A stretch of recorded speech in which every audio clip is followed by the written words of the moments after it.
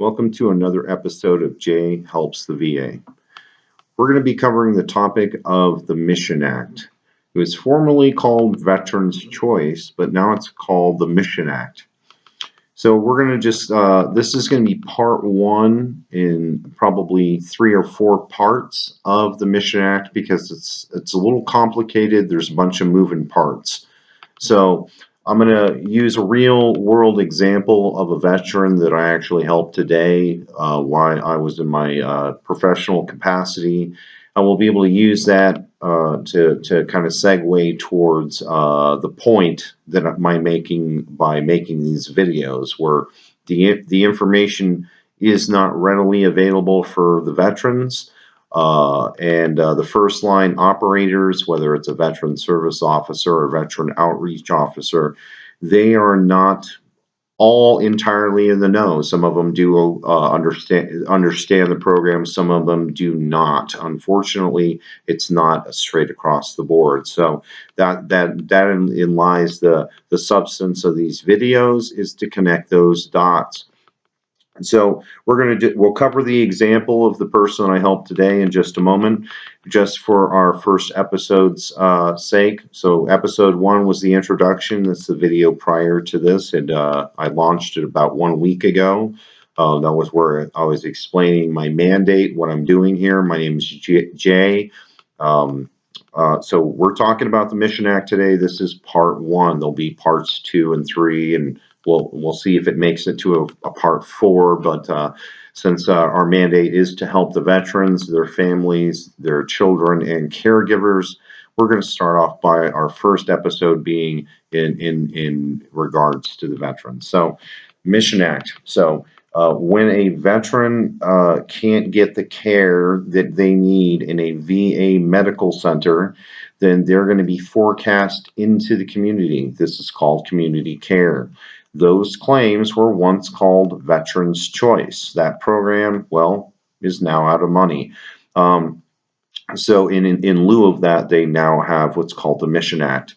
In our part 1 episode here, of this Mission Act explanation, we're going to talk about the 4 requirements. Okay, so requirement number 1 is veterans must receive approval from the VA before using health care from a community care provider. So that means if you had somebody that you knew that you wanted to use because you know that dedicated VMAC does not have that service or manpower or specialty or surgery available, then they're going to forecast you in the community.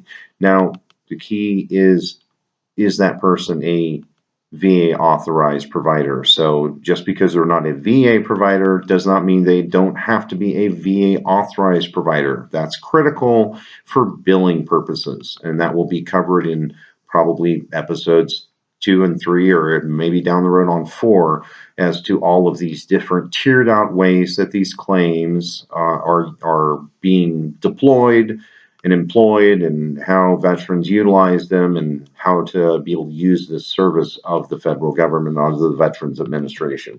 So first we need approval. Step number 2 in the Mission Act requirements is the veteran must be enrolled in a VA healthcare program or be eligible for a VA healthcare program without needing to enroll in the community care program. So a veteran that has 100% permanent and total disability, well, then they're going to be probably automatically within that criteria, mind you. Unemployability is another criteria that somehow meets that rubric, where they don't necessarily have to be enrolled. They just have to be at a capacity where they're not gainfully employed, and their disability has met that criteria. Number 3 is going to be the VA staff members generally make all eligibility determinations. So the buck stops there, right? So it's that VMAC that's going to be forecasting you in the community. And I'm going to explain how that works in just a moment. And then step 4 is veterans will usually have the option to receive care at a VA medical facility, regardless of their community care options, right? So they're always going to try to send you to a VA medical center for that care, even if you are trying to utilize a community care provider. So this will bring up our example. we'll just call him Bill, for instance. So Bill, he reached out to me today, and he was reaching out to me about another topic for his wife, because his wife has you know, another Chapter 35 benefit called Champ VA. So I was helping illustrate or connect the dots for him on his wife's behalf. But that segued into him, and he didn't understand that there's the Mission Act. Now here's our example. Okay, so he is in Florida. He's in between two different areas of influence for VA medical centers. Palm Beach, which I'm familiar with, used to live there 5 times in the past, so very familiar with South Florida. He's got one that's north of him called Rivera Beach. He's like in the middle in Vero Beach. Now, he needed to see a dermatologist. Now that VMAC and Rivera Beach could not do the dermatologist work for him, whatever he was trying to get done there. Well, Palm Beach is 89 miles south of Vero. Rivera Beach was 59 miles south, so that's why he chose that one sphere of influence. Well, the veteran, this guy we'll call Bill, tried to employ what was called Veterans Choice. So he brought that to the attention of that first line operator inside that VMAC. Oh, well, let's use Veterans Choice since I can't get it done in the VMAC. Well, that person's explanation was, oh, well, Veterans Choice has no money, and so no, we can't get you out there. There's no way to do that.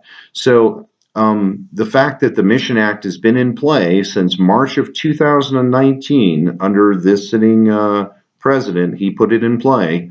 Okay, so it's out there. The information's out there. The problem is there's not like even a handbill hanging inside of a VA medical center explaining the program, explaining the criteria.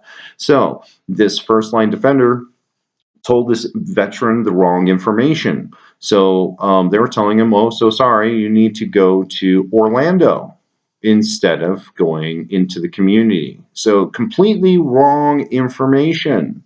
So once again, this is why I've put together these videos. Bill's a perfect example. I explained to him how the Mission Act works.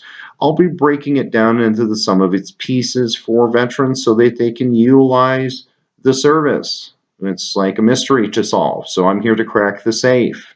So no harm, no foul. I always make a disclaimer at the end of my videos. So this is part 1. I'm not a veteran. I work for the Veterans Administration. I checked with them before I created these videos to make sure I wasn't infringing or impugning upon my ability to do my daytime gig. Information I'm presenting on this video is public domain. That's right, public. So that means it's out there, but they don't connect the dots for the veterans, their families, their kids, or their caregivers. So that's what I am here to do. J helps the VA. So I'm helping because, well, they're not doing enough to help you veterans or your families or your children or your caregivers. So that's me. That's my mission. I'm here. So this is episode number 2. First video was episode 1. That was just merely the introduction. So this is the first video with substance. So Mission Act Volume 1, or Part 1, as it were. There'll be a second video to follow, obviously, that will cover more aspects of the Mission Act and then further explanations of how to utilize the benefit. Bill was just a helpful example for me today to go ahead and segue towards this as the topic for our second episode here at J Helps the VA. So I'm here to help the veterans. I'm a one-man army. I've got no other support or help. If you like what you see, like, support, spread the word, get it out there. Just like this veteran today, he didn't know. And even the people at that VA medical center did not know. How is it that I know and I'm not the person that does that job? So that's my mission, is to bring that information to you folks. I've got no other agenda. My mandate is to help all veterans, all family members, their kids, their caregivers, everybody. This is just one of many, many topics, many different things that we're going to crack safes and open and give you guys the keys to that information. And so stay tuned. Next week, there'll be another episode. I'm doing it once a week. If you guys like it, let me know. If you want to leave some commentary, go ahead. I'll leave my email for JHELPSTHEVA in the information below. Once again, thanks to the veterans, their service, their families, their support systems. J helps the VA, serving those who served. See you next time. Thank you.